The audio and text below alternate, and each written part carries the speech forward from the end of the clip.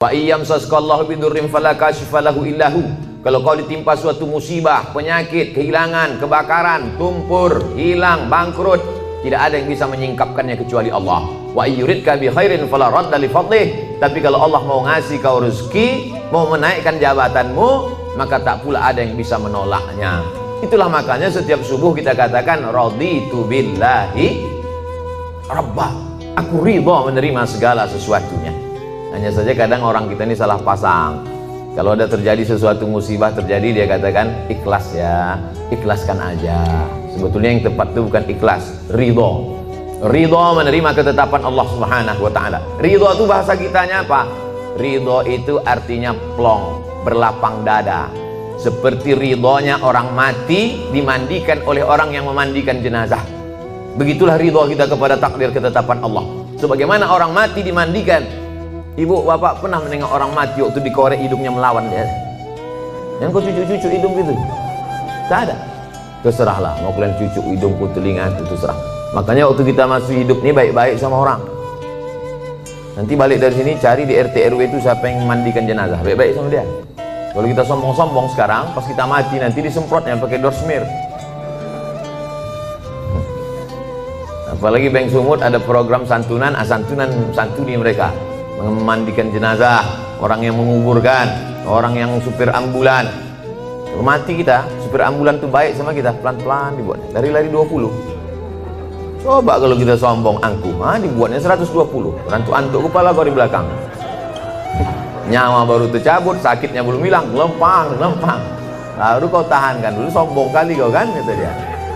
Oleh sebab itu maka ini semua adalah bagaimana kita menyikapi hidup. Hidup ini dari dulu sampai sekarang begini-gini aja. Dari sejak zaman Nabi Adam sampai Adam Smith, hidup ini begini-gini aja.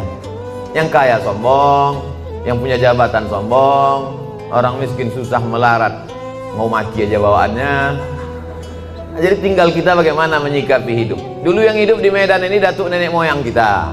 Habis masa mereka datanglah masa ayah emak kita. Habis masa mereka sekarang masa kita. Ini sedang hijau-hijaunya ini.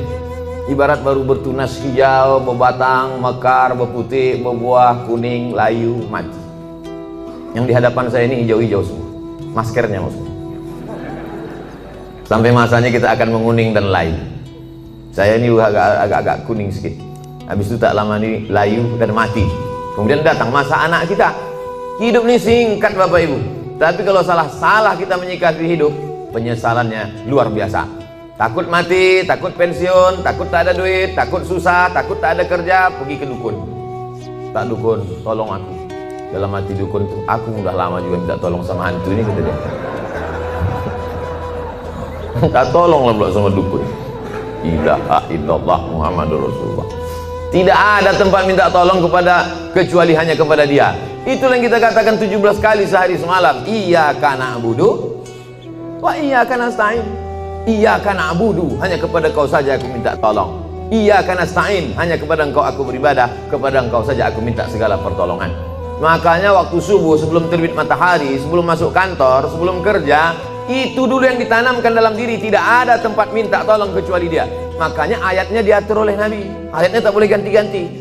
Ayatnya mesti itu, tak boleh tukar-tukar. Qabliyah subuh, rakaat pertama kuliah, rakaat kedua hanya dia saja. Waladdallin amin. Qul huwallahu ahad. Esa, tunggal tak berbilang. Minta hanya kepada dia. Allahus. Jangan ragu-ragu ucapannya. Allahus samad. Coba tengok terjemahannya. Allahus samad, hanya dia saja tempat bergantung. Jangan bergantung kepada kawan. Hari ini kawan, besok berubah menjadi lawan. Jangan bergantung dengan atasan. Besok masanya berganti atasan, berubah dengan yang lain. Jangan bergantung dengan siapapun. Ibu jangan terlalu bergantung dengan bapak. Nanti bapak itu kawin lagi, ibu stres. Provokator Ustaz ini. Enggak. Aku cuman beban ini sama-sama berat. Tapi kalau kita siap dengan tak siap itu beda. Kita tak siap menerima beban ini, akhirnya kita down, jatuh. Ini ada semen. Kita tanya dulu beratnya berapa? 1 sak. Yakinkan bahwa 1 sak itu 50 kilo. Sehingga ketika dia datang kita siap.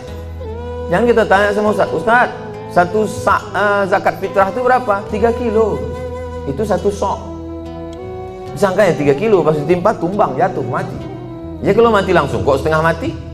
Stroke 6 bulan? Berkulit-kulit mata, tak mati-mati. Datang Ustaz Somad suruh baca doa, baca Yasin 3 kali. Alhamdulillah Pak Ustaz, udah mati. Nah, sebab itu Bapak Ibu yang dimuliakan Allah, semua kita ini mati, tak ada yang tak mati. Michael Jackson berapa duitnya mau menyogok Tuhan supaya tak mati? Tak bisa. Dibuatkannya sudah satu kapsul supaya dia masuk ke dalam, supaya malaikat maut tak masuk ke dalam. Sudah disebutkan Allah dalam Quran, aina ma takunu yudrikumul maut. Dimanapun kau berada, kematian akan datang menjumpai kamu. Bukan kita mencari mati itu, mati itu datang menjumpai kita. Coba tengok bunyi ayatnya, yudrikumul maut, mati itu datang menjumpai kamu. Jadi kalau ada orang hari ini petantang-petantang, mana mati itu? Sini, sini. Sabar aja kau. Kalau memang udah datang, nanti tak usah kau panggil, datang juga dia. Yudrikumul mautu, kematian datang menjumpai kamu, walau kuntum fi burujim musyayyadah, walaupun kau berada di tempat peti yang kokoh. Karena dulu orang kafir musyrik jahiliyah itu dipakunya kotak, masuk dia ke dalam, ditanya sama kawannya, kenapa kau dalam? Mudah-mudahan malaikat maut tak bisa masuk ke sini. Aina matakunu, dimanapun kau berada, mati jangan dicari, mati tak perlu kita cari, tapi kita bersiap apa yang akan kita bawa untuk mati menghadap Allah Subhanahu wa taala. Lan tamuta nafsun qabla an tastakmila rizqaha wa ajalaha. Orang tidak akan mati sebelum 2 penuh, rezekinya penuh, ajalnya penuh. Asal sudah penuh, jalan. Kita ini macam truk, selama belum penuh berhenti dia, asal sudah penuh jalan. Abdul Somad belum penuh lagi, bapak-bapak di depan sama ibu ini pun nampaknya belum lagi. Asal sudah penuh, makanya wafat itu artinya penuh. Wafat artinya penuh. Kemana sih anu? Udah penuh Pak Ustaz, udah jalan duluan. Nanti kalau nampak kawan macam-macam dia, tak sholat dia, tak zikir dia, tak sedekah dia, kasih tahu sama dia, aku tengok kau udah agak-agak penuh ini. Bapak Ibu yang dimuliakan Allah Subhanahu wa taala, Ustaz takut tak mati itu? Saya tidak takut kali, cuman agak takut juga sedikit. Semua hidupnya sudah saya rasakan, disambut oleh orang-orang besar hebat-hebat, sultan-sultan, raja-raja, udah menteri-menteri, udah disambut pula sampai ke hutan belantara, sampai tak ditegur orang, sudah masuk saya ke dalam hutan-hutan, satu pun tak ada menegur, tak ada yang kenal. Jalan saya cuek aja. Bapak, kata saya, pernah macam-macam. Ceramah diundang orang pakai mobil mewah, pernah. Ceramah diundang pakai mobil sayur, pernah juga. Kalau pakai mobil mewah itu kita dijemput orang, wah, bukakan kacanya, jalan ya. Begitu sebut pakai mobil sayur, baru gini mati mesin.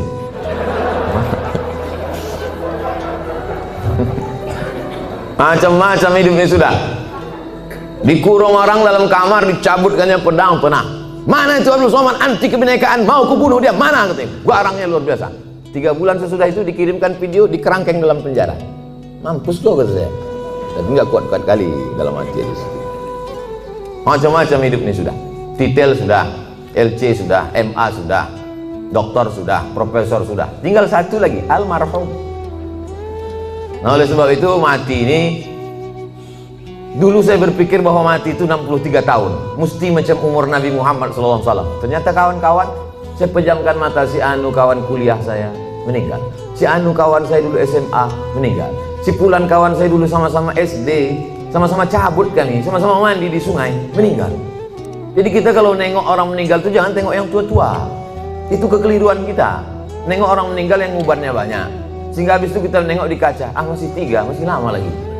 Malaikat maut menengok orang mati itu, mencabut nyawa itu tidak menengok ubannya. Berapa banyak orang yang beruban tak mati-mati? KPU, kepala penuh uban. Mau nanti waktu sebelum diupload dibuang nih, tersinggung KPU dituntutnya berasa. Saudara yang dimuliakan Allah Subhanahu wa taala, oleh sebab itu maka bagaimana kita menjalani hidup ini? Yang masa lalu sudah lewat, yang masa akan datang kita tak tahu, maka kita jalani yang masa sekarang, bagaimana kita melangkah ke depan. Maka bangun pagi, bangkitkan semangat, aku hari ini masih diberi Allah kehidupan, langkahkan kaki, berangkat ke tempat kerja, bismillahirrahmanirrahim, la haula wala quwata illa billah. Tetap bawa STNK BPKB. Nah, pulang sama Allah haula wala quwata, masuk lampu merah untuk pandang lagi. Tangkap semua polisi. Kenapa kau tak ikut patroli lalu lintas? La haula wala quwata illa billah.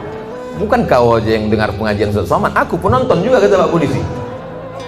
Macam kau aja yang pengajian gitu. Oleh sebab itu maka setelah kita berangkat di tempat kerja itu serius kita. Kenapa? Karena kita mencari rezeki yang halal untuk makan, keluarga, anak, sekolah. Mudah-mudahan anak-anak kita ini menjadi anak yang soleh dan solihah.